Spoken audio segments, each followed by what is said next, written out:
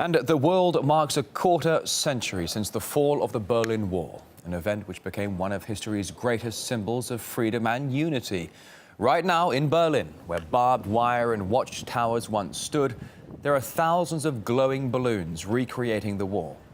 The light installation stretches for 15 kilometers throughout the city, retracing the former border between East and West.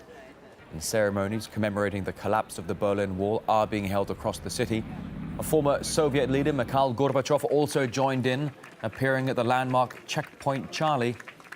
And RT's Peter Oliver is in Berlin, looking back at the wall's legacy.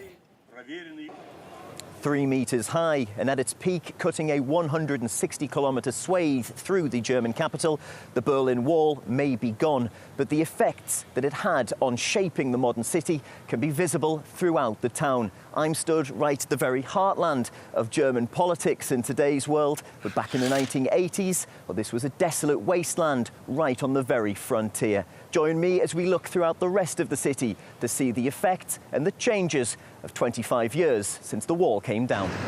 Well, this is Potsdamer Platz, slap bang in the centre of Berlin. The wall itself came just through here, and you can see West Berliners climbing up viewing gantries to be able to get a glimpse of the east. Now, for some, in some parts of the city, this was the only opportunity to be able to see loved ones or friends that had been cut off when the wall came through. But for many, it was just the novelty of being able to look beyond the Iron Curtain into the east. Flash forward to right now, though, and it's a very different Potsdamer Platz we see today. A Potsdamer Platz that's a centre for bars, for hotels, restaurants, and the biggest cinema in the centre of town. It's not just in terms of bricks and mortar that the Berlin Wall shaped this city.